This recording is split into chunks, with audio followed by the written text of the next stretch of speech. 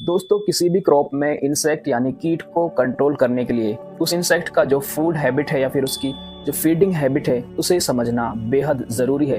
तभी हम किसी इंसेक्ट को, किसी पेस्ट को बखूबी कंट्रोल कर सकते हैं, आसानी से कंट्रोल कर सकते हैं। और हमें ये भी जानना बेहद ज़रूरी है कि उस इंसेक्ट या पेस्ट के जो अल्टरनेट होस्ट होते हैं, यानी कि अगर वो मेन क्रॉप उसकी हमारी क्रॉप है, हमारी मेन फील्ड क्रॉप है, अगर वो क्रॉप उसे कभी ना मिली तो फिर उसके बाद वो किस क्रॉप पे या फिर किस घास फूस या वीड पे शिफ्ट होता है, ये इस चीज़ की हमें जानकारी होना बेहद ज़रूरी है। तभी हम किसी पेस्ट या इंसेक्ट का सही तरीके से मैनेजमेंट कर सकते हैं।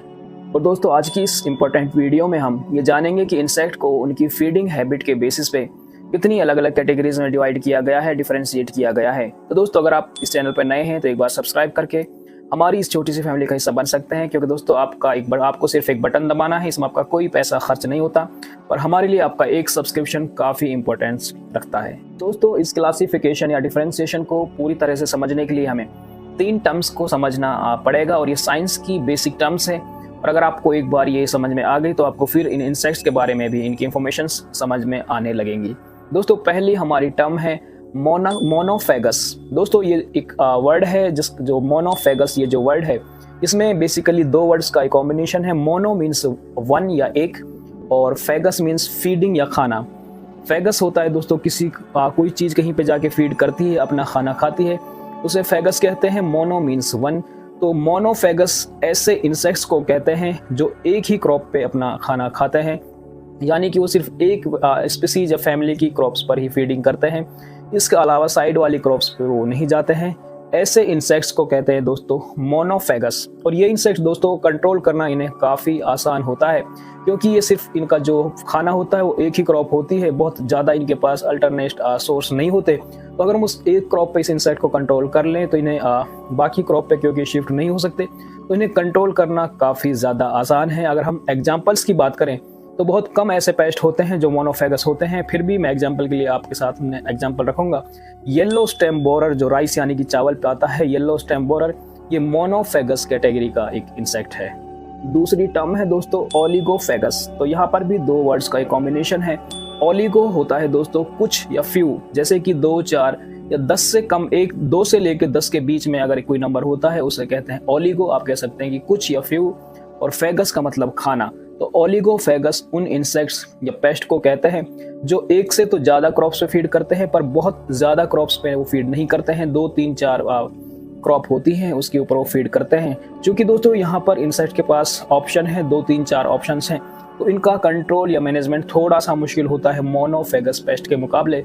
और इनकी जो पॉपुलेशन है वो बहुत थोड़ी तेज़ गति से बढ़ती है मोनोफेगस के कंपैरिजन में, क्योंकि दोस्तों इनके पास ऑप्शंस थोड़े ज़्यादा होते हैं। तो ओलिगोफेगस पेस्ट मोनोफेगस के तुलना में या कंपैरिजन में थोड़े से इनके नंबर ज़्यादा होते हैं, क्योंकि इनके पास यहाँ पर डेवलपमेंट के ऑप्शंस थोड़े ज़्यादा होते हैं। एग्जाम्पल्स की मैं अगर बात करूँ तो इसमें बेसिकली वीविल्स या हमारे बीटल्स आते हैं। और अगर मैं टू द पॉइंट अगर बात करूँ तो राइस में दोस्तों एक वाटर वीविल के नाम से एक इंसेक्ट होता है, ये इस ओलिगोफेगस इन कैटेगरी में आता है। ऐसे दोस्तों और भी एग्जांपल्स हैं जो ओलिगोफेगस की कैटेगरी में आते हैं। और तीसरी और लास्ट कैटेगरी है दोस्तों पॉलीफेगस।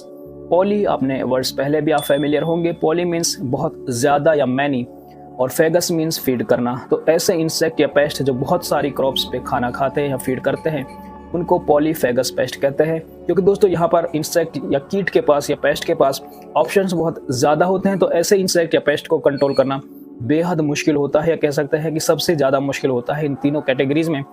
और ये इंसेक्ट्स की पॉपुलेशन बहुत तेज़ रेट से बढ़ती है, काफ़ी फास्ट स्पीड से बढ़ती है, क्योंकि इनके पास डेवलपमेंट के या फिर इवॉल्व करने के कई सारे ऑप्शंस होते हैं।